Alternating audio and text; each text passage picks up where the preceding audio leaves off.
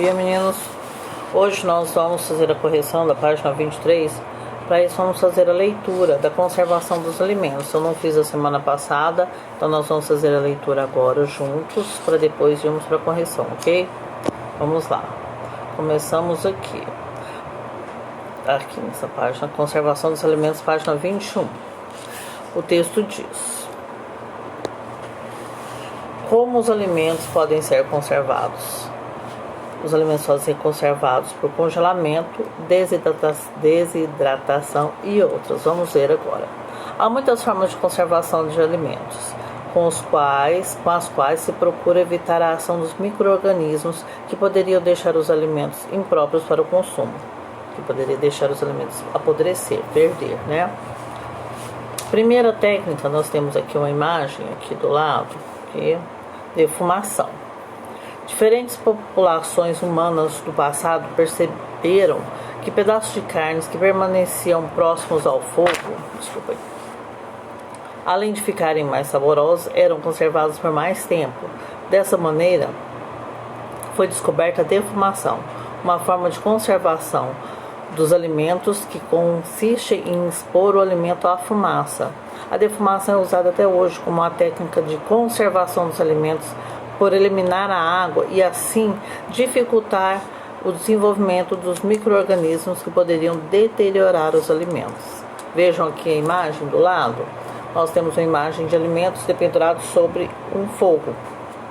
A fumaça, que é oriunda do fogo, faz com que os alimentos percam a água, se desidratem e ficam até mais saborosos. Como, por exemplo, nós costumamos comprar bacon. Bacon é um alimento que é defumado, então tem um sabor até mais gostoso, né? Próxima técnica é a desidratação. Da mesma maneira, os povos antigos perceberam que os frutos das árvores, quando secos ao sol, ainda podiam ser comidos e demoravam mais tempo para estragar. Essa é a técnica da desidratação, que consiste na retirada da água dos alimentos. Aí nós temos uma imagem com algumas frutas desidratadas, que é um ótimo alimento. Que tipo de fruta que nós consumimos desidratados? Consumimos uva passa, frutas cristalizadas. E a outra técnica da imersão. Conservar carnes cozidas na própria gordura, manter alguns alimentos como cebola, pepino e cenoura mergulhados ou imersos em vinagre e deixar frutas na calda de açúcar são exemplos de técnicas de imersão. Os alimentos mergulhados nesses líquidos duram mais tempo sem estragar por não terem contato com o ar. Também são as famosas conservas, né? Nós chamamos de conserva de pepino, conserva de cebola, tantas outras, né? Então é a imersão que é usada para conservar os alimentos. Na próxima página, 22, nós temos a técnica do resfriamento. Hoje em dia, a maioria das pessoas conserva os alimentos em geladeira, mantendo-os em temperaturas bem baixas, isto é, refrigerando os alimentos.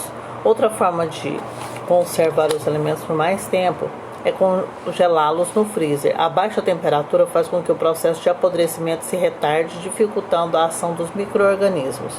Vejam só, alimentos na geladeira. Todos nós usamos essa técnica, né, de resfriamento para conservar os alimentos.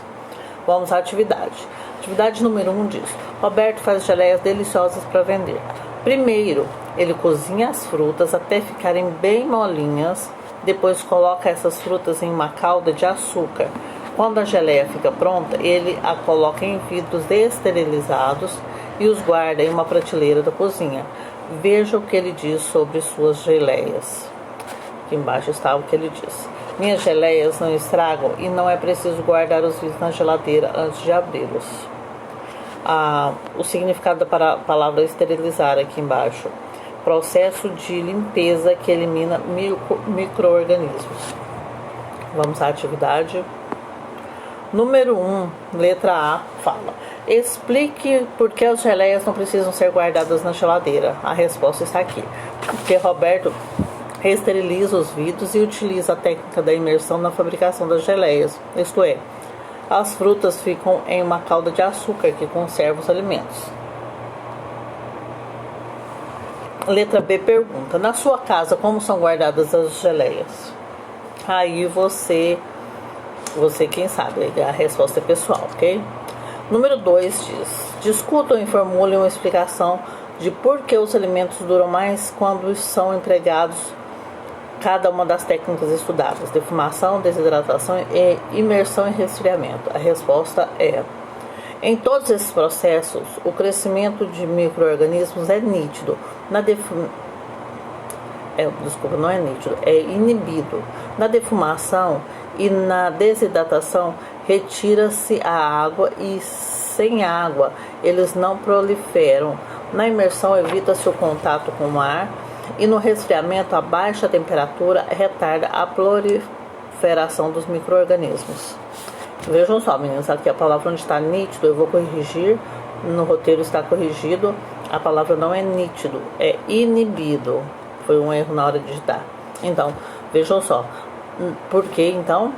Porque não prolifera micro-organismos que levam os alimentos a deteriorar, a perder ou a apodrecer. Até a próxima.